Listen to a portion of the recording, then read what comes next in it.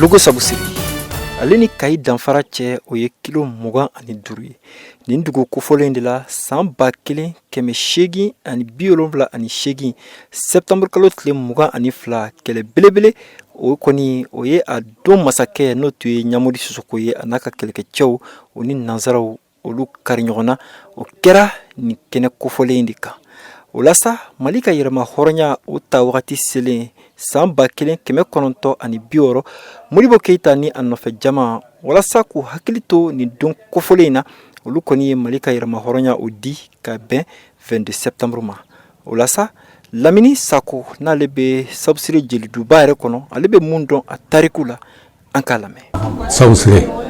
bon an ka Ɲamodi ani Tibabu kɛlɛ u taara a donna kulun kɔnɔ ka taa yan ba kan an b'o hɔrɔma de kɔnɔ bi Logo Sabusire Tibabu fɔlɔla yan de ka kɛlɛ kɛ i y'a faamu daɲɔgɔn an kɛni bɛ min don a la o y'o yɔrɔ de ye. Ni bɛ Sabusire dugu kɔnɔ masakɛ min n'o tun ye Ɲamodi Sisoko ye ale ka so o ladege o jɔlen don walasa ɲinan kana kɛ a tariku kɔ.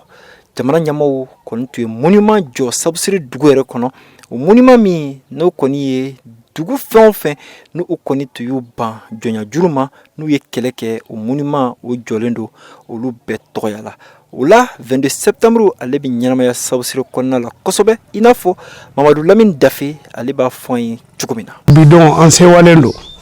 parce que e yɛrɛ y'a fɔ cogo min 22 septembre n'i y'a ye ATT nana cinquantenaire kɛ yan a ko bɛ daminɛ na Sabusire yan de bi kɔni yan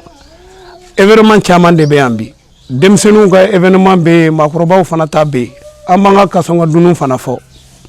Sifinakaw olu tɛ tɔ kɔ nin ɲɛnajɛ in na kɛrɛnkɛrɛnya la npogotigininw u b'u ka masiriw kɛ kasɔngɔ masiriw cogo min na u fana u bɛ o don ka a ɲɛnamaya. Fatumata Kanute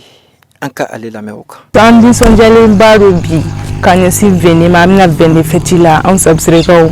an bɛna an kunkolo dilan bozunw b'u kunkolo dilan dɔw b'u ta kɛ jɛgɛtɛmɛrɛ ye dɔw b'u ta kɛ denmakun ye ka kolonkisɛ k'a la ka jɛgɛtɛmɛrɛ di ka lamuru k'a la ka laminifiniw siri. Aw tɛ ne yɛrɛ kunkolo la n kunkolo dilanna ka kɛ jɛgɛtɛmɛrɛ ye mais ne bɛna kolonkisɛ de kɛ n t'a la wulada in na ka bɛn fêti wagati ma.